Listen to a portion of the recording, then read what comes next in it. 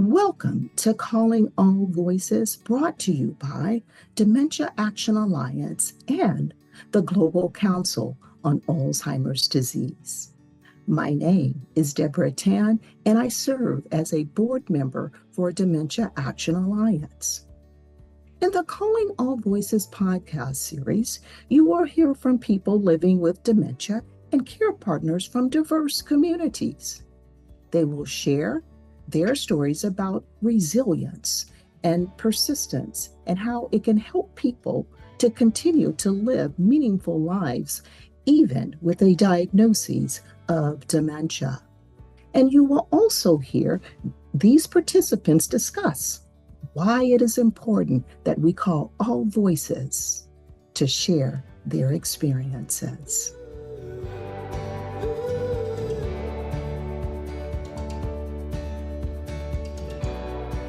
Welcome to the podcast series, Calling All Voices. Calling All Voices focuses on hearing from the lived experiences of those often marginalized, underserved, and not heard from. My name is Jessica, and I have the privilege of being the host of this series of Calling All Voices that is focused on hearing from individuals from the Asian community.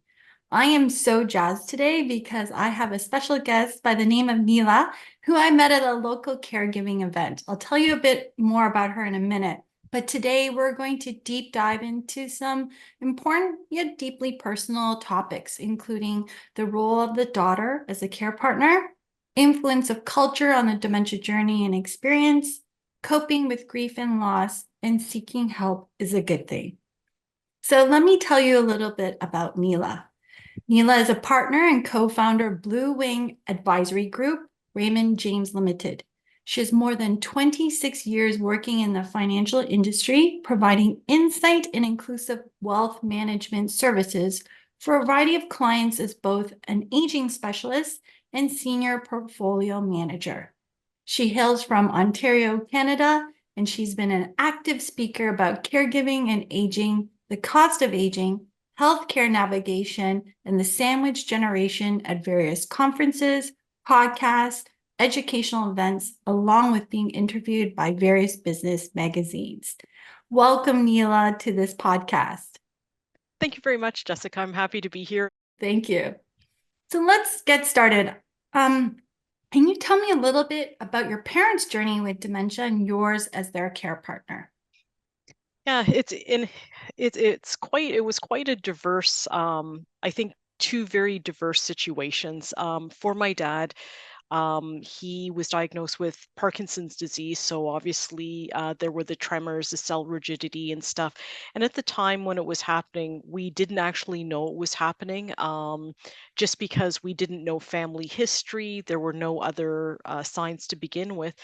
And with my mom, quite almost opposite extreme. In the last 3 months of her life, she was diagnosed with rapid onset dementia, and literally 3 months from the date of diagnosis, she died. And that was quite different. You know, with my dad, there wasn't the confusion.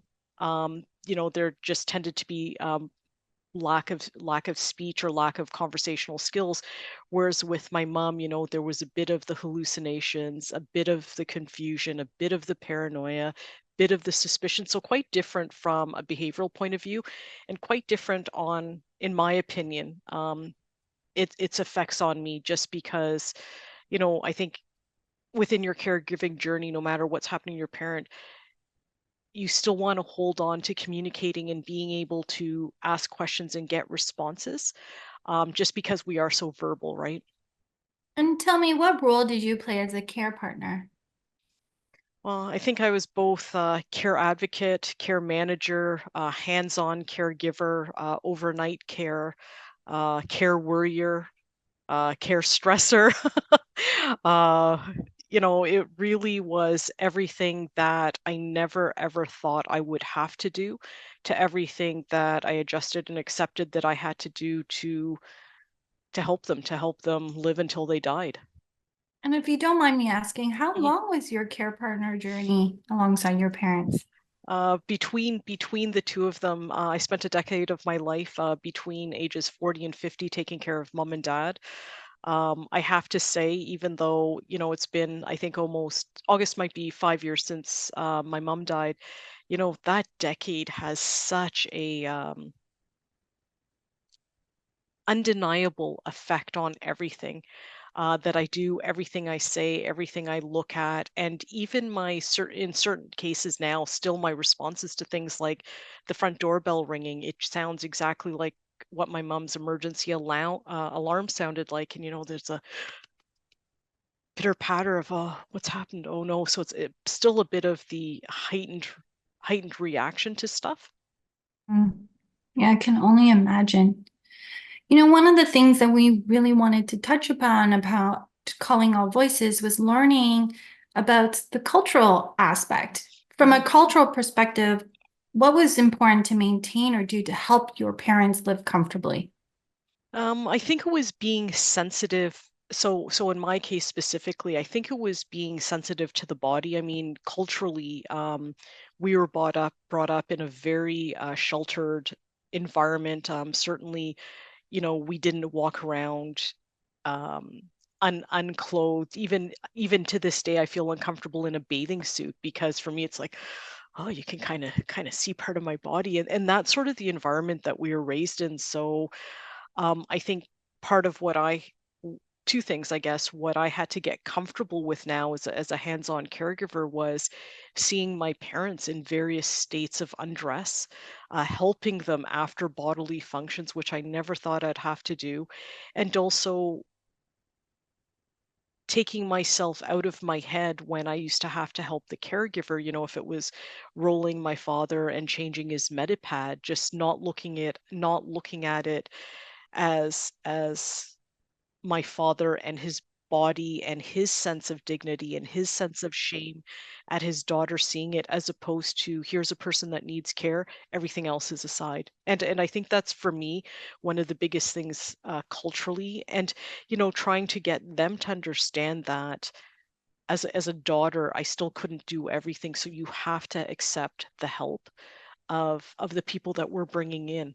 If you want to try to maintain your independence, your autonomy, you have to be accepting on the other side as a care recipient as well, right? Was food or the language or specific cultural customs important to your parents or that they felt was needed to help them live well? You know what? I would have to say culturally, possibly no, just for the fact that they had been in Canada for so long that really, in their mind, their culture was Canadian culture. So there wasn't any certain um, societal things or environmental things that they wanted. One cultural thing, though, that was quite specific, which really, I think, really cheered them up and made them feel a bit like their old selves, was food. Obviously, every culture has its own foods, their own spices, and that used to be a pleasant thing for my father when he was in the nursing home, when we'd be able to bring stuff in and help him try to eat it. And same with Ma, like when we were able to cook and bring it in. And I think it's just memories of home, right? A taste of home if you're not at home. Oh, great. Thank you for sharing that. You said it's been some time since your mother has passed away, and you've had some time now to reflect. What are some insights or lessons do you think you gained thinking back? What was important for you, for the people who might be in a similar situation as you were then to know Mhm. now? Does that make sense? Yeah. You know what? If I could look back and change anything, I think it would have been how I started the journey.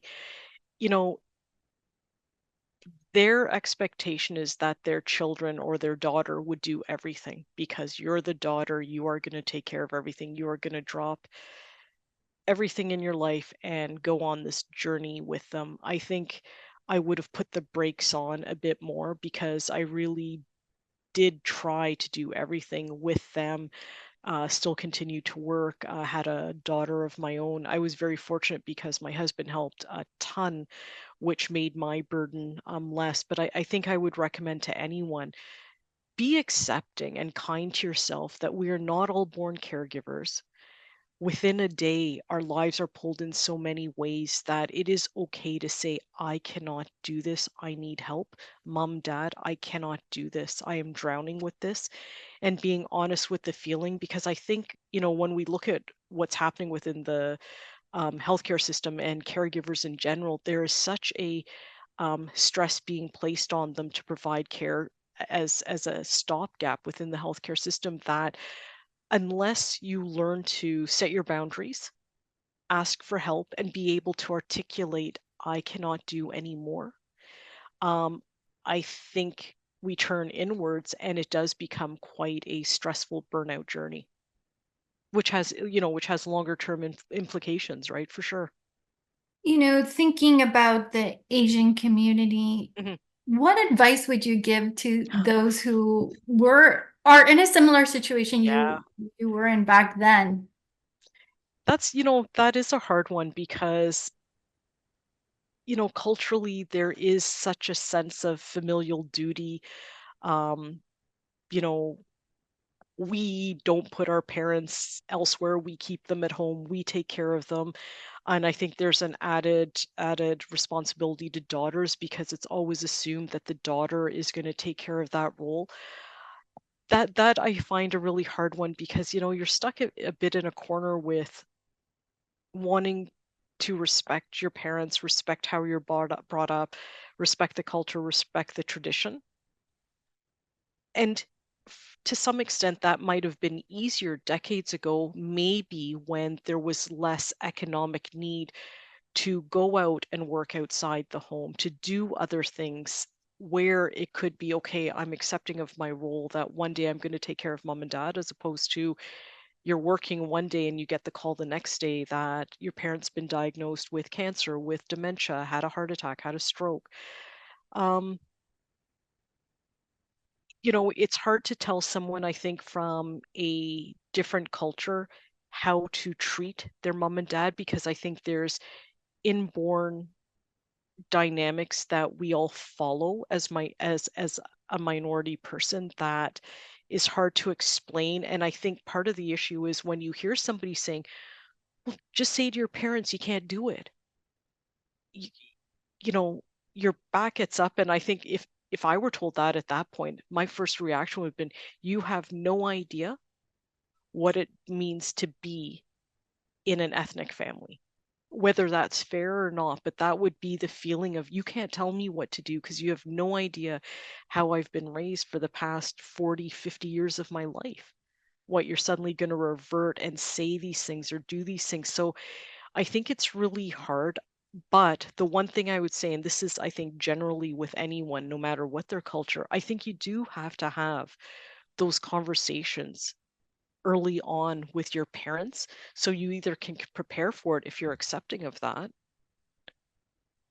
or you can put a plan in place where, for up to a certain time, you can accommodate it and be able to say that. But I think the first step with anyone is you have to have these conversations, because it's not a gift when a parent surprises their child with the gift of caregiving for them as they are dying, as they are unwell. Yeah, really good points, Neela.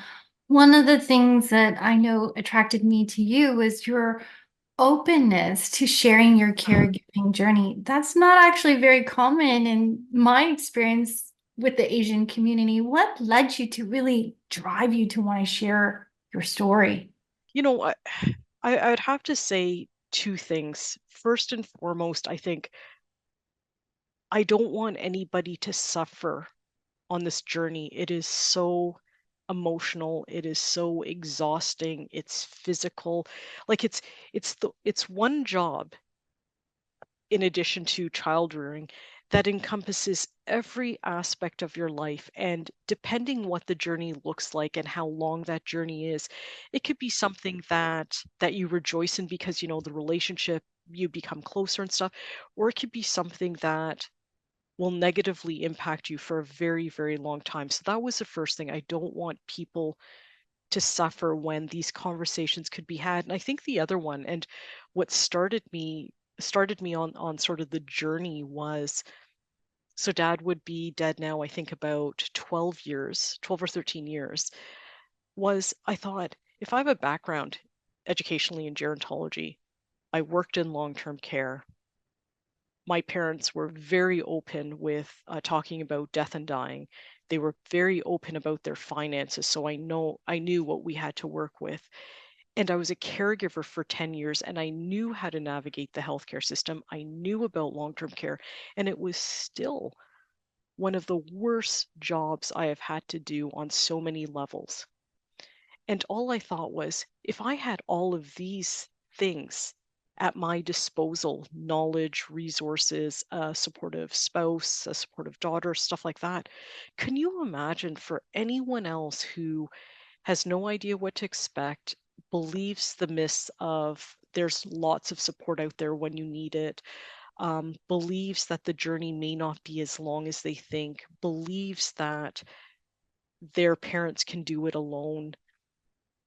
All of those things, I thought, wow, this would be such a rude awakening when so many other things are happening in our lives, right? Like, let's say this happens, the role of caregiver happens at a time when you're having difficulty within your relationship. How are you spreading out that time? That your children need you, that you have a special needs child and they need extra help, and just the normal stuff like working, chores, cooking, relationships, all of that. And I just thought, I will talk about this until I'm exhausted, until people stand up and listen and realize none of us are exempt from this, right? I mean, you you put so much planning into the idea. If I won the lottery tonight, I can picture what I would do. What the first couple things I would do is, what's the probability that we're going to win the lottery? However, what's the probability we're going to die? That's 100% one day. So why aren't we dealing with this openly, this reality that it's going to happen, plan for it, organize it, and then get on with living that way? You're not leaving chaos in your wake. That is a gift to no one.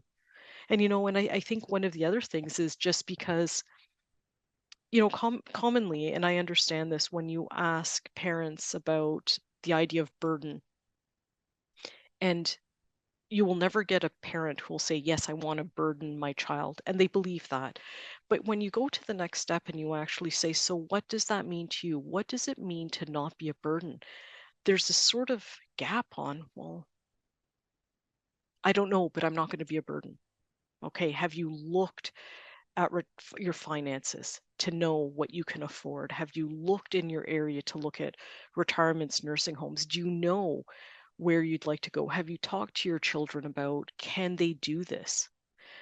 All of those things. So I think it's all of those that's just like, this is my fight. This is my battle. This is my passion. Thanks for sharing that, Neela. Makes complete sense. As I think about the demographics in North America and the immigration patterns, ethnic groups now are becoming more the majority than the minority. What advice would you give to people who don't identify as an ethnic group or part of the Asian community? What advice would you give to them when they have to care and support someone who does belong to an ethnic group or Asian community? I think a couple things. I think always just be empathetic, be supportive. I mean, regardless of the ethnicity, this is a human condition. Somebody's parent is not doing well, somebody's parent is dying, and they're watching someone they love die or not thrive. If it's not end of life, it's not thriving. And I think, I think it depends. I think it also depends on how impassioned or involved you are in your job, right? So I think it's educating ourselves about each other, as caregivers. And and it's funny because that's not even just a caregiver specific thing, right? That is we are a diverse group of people, and when we make the effort to understand each other, I think we can get through some of these biases that are set up. No, great points. I think what I heard you say loud and clear is stay curious, right? Open to learning, Yeah. do your research, but also asking questions Hmm. of the individuals that you're supporting. Very good points. If I may add a question, do you Yeah. think there's some generational differences that that might come up and show up as well? Oh yeah, I think for sure. Even when I look at, granted, both my parents are dead, but as there was a 16-year age gap between my father and my mother, so she became his caregiver, and there was such um there was such an acceptance that that would be her role, both via age and the fact that she the spouse and stuff like that. I think older generations, because they saw more and more of the um, multi-generational living, were more aware of what this duty would entail, how it would go, and maybe because you all live together, maybe it wasn't this stark transition to moving parents back in or moving in with parents, because they were all there and everybody helped as a mini community within four walls.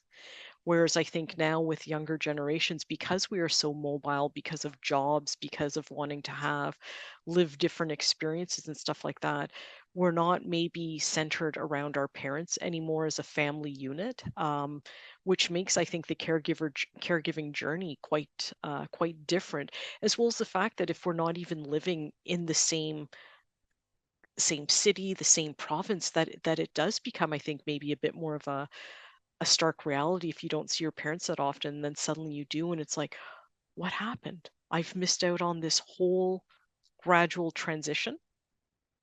And I think with the gradual transition, just the anticipation, just like anticipatory death, you start grieving before the person actually dies because you're expecting it. I think when you gradually see your parents aging, there is a bit of acceptance because you're watching it slowly happen, that you do start to wrap your brain around what if, what if.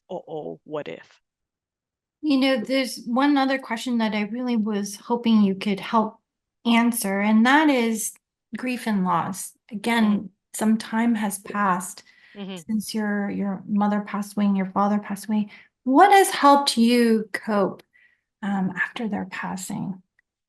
The one thing I would say, and maybe it was because I was so involved with taking care of dad, taking care of mom, they lived with me so for as long as I could keep them with me and stuff. I found that I have comfort and solace in the fact that I did the absolute best job that I could. I was there constantly. I constantly advocated for them. I did jobs that I wasn't comfortable with, but I did it because that was my father and my mother, and they did it for me. So I walked away even after they died with a feeling of, a f- I left with no feeling of guilt, no feeling of remorse, no feeling of I wish, no feeling I shoulda, coulda, woulda. It was all done at the time. So I think that for me was important. And I think one of the things that's really important is if you do come away from the experience with sort of the feeling of drifting, because it's such an intense job, right?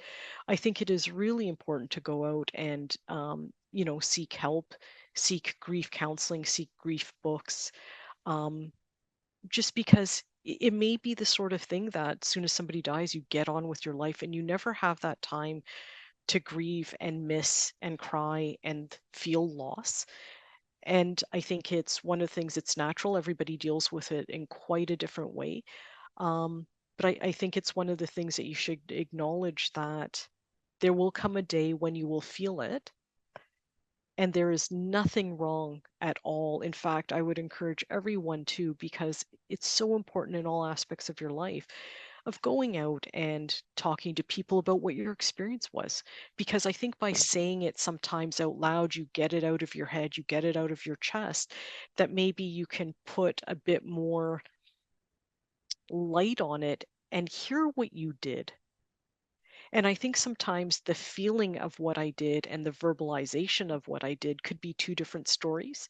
And maybe sometimes too, when you talk about your caregiving journey and you hear validation from other people, I think validation by our friends, our families, our peers, I think all of that's very important in reframing the story. I think we all have different housekeeping, and depending on how positive or negative our housekeeping is, we can alter stories, and we can either really be down on ourselves or really positive on ourselves on this big job that we've done, right? Oh, I love that. And if I may just ask you one other question, Mhm. during your caregiving years, did you seek out support groups or other people who were caregiving too? You know what? I'd have to be honest and say no, I didn't. But part of the reason why I didn't was I had really close friends that I would talk to about what I was going through. Um, I had a lot of structure into how I dealt with this, and part of it is maybe just because I'm that type of personality, and part of it was my background and having the expectation of what does end of life, what does death look like, what is a good death, what's a bad death, all of those. So I had a lot of structure in place. I had a lot of people to talk to. In fact, one of my colleagues, we shared an office, and to this day, she's I think now 86 or 87, and she was like a pillar of salt for me that um my mom's dying, but she sort of was the surrogate. So yeah, I made sure that I always let them know what was going on, as well as the fact I think it's also important to have those conversations with friends and colleagues, because they might reach out to you at a bad time and you snap, you're emotional, you're angry, um, you just don't even want to have contact. And I think it's important for them to have a frame of reference to know what's going on. And I think we need to encourage everyone to be open about this, just because it's such a shh. I don't want anybody to know my mom or dad are sick, or shh, I don't want anyone to know that on Friday night when, I don't know, when they're sitting on the patio having cocktails, I'm grocery shopping or bathing my parents or any of these. It's sort, it's still, there's still such a stigma around taking care of parents, or it's this bad task or horrible task. And it's not, I in my experience, yeah, it wasn't the nicest task, but there's no secret or shame or wrongness in having to do that, right? Like it is a job among many. Like how come people don't talk about changing their parents' medipad the same way they talk about changing a baby's diaper? And that's one of the things I hate. I really don't like when people compare our aging parents as babies. They aren't. Babies are little people who are learning about the world. Parents have learned about the world and there's shame involved. So I think this comparison of they become like babies, I think that has to stop, because they're not babies. So for me, that's like a huge thing. If I have any pet peeves within all of this, that is one of my biggest pet peeves, because I would never have looked at my father or mother and have ever thought, wow, you're just like a baby. No, they didn't want to be in that spot. And there's a lot of dignity that goes awry. There's a lot of shame that's built in. So no. Sure, I think I Yeah. went off tangent with that one, but No, I that's hear such a you. thing, right? It is such a thing. And I'm so glad that you articulated it as well, because I think that's a common misconception that people have about people living with dementia or caring for someone who's older and needs more help and Mm-hmm. support.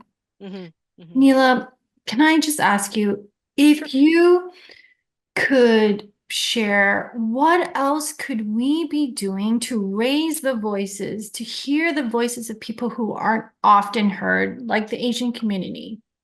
Mm-hmm. We need to hear more lived experiences. So, what else could we be doing to raise that awareness and to encourage more people to speak up like yourself? You know what? I think part of the openness would be going into those communities where there is, a higher amount of minority people or Asian cultures and stuff, and going into the community and having workshops, caregiver 101, at the community center or at the library. So I think stuff like that's important. I think, even social media can be a positive tool of opening some sort of caregiver forum where culturally specific you can go in and ask questions, because there's going to be somebody else who was raised like you, so they will understand the guilt or anything that you're feeling, or how difficult it is to deal with, mom and dad, and to say no, right? How do you say no how do you say no in a culturally respectful way, right? So I think that would help. And I think it's really just also just encouraging the idea of caregiving is not a North American thing, it's a global thing. Well, globally, we are filled with all sorts of people. So it should be this very open, very targeted conversation. And I do believe that when you have things like this, there's culturally specific TV networks, right? Stuff like that can, talk to an expert, talk to a caregiver, having people share the good, bad, and ugly of what their journey was. Oh, great point. Yeah. I can continue on with this conversation with you, Neela. Thank you so much for your time and just being authentic and being so brave and sharing your lived experiences, because we need more people like you who be willing to do that. Because we know, coming from the healthcare field, representation matters. And I Mhm. think more healthcare professionals need to hear and understand what the people that they serve need to Mhm. help them live well. So Mhm. thank you. Well, You thank you know, for having me. it's a pleasure. Our goal with Calling All Voices is to shine a light on the real life needs and challenges that people living with dementia and their care partners have experienced, so that we can learn what else we can do to best support people from diverse communities, including the Asian community. To learn more, make sure to check out Dementia Action Alliance website to read the white papers and view the podcast interviews like today, to help you be more informed about the lived experiences from the Black, LGBTQ+, Hispanic, Latinx, and the Asian communities. Thank you again, Neela.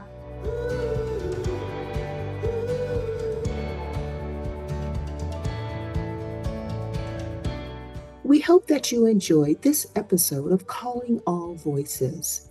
If you're interested in learning more, please visit Dementia Action Alliance and or the Global Council on Alzheimer's Disease websites for resources and information on Calling All Voices.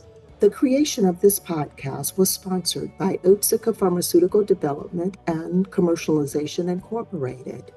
This podcast is not, however, intended to provide medical advice. The views, thoughts, and opinions represented herein solely belong to the individuals sharing their experiences and do not represent the views, thoughts, and opinions of Otsuka Pharmaceutical Development and Commercialization Incorporated or its affiliates. If you have specific questions, medical questions that is, by all means, contact your healthcare provider. If you enjoyed what you heard today, please make sure to subscribe to this series and share a review and let others know what you heard and or experienced on today. I'm Dr. Tan, and bye for now.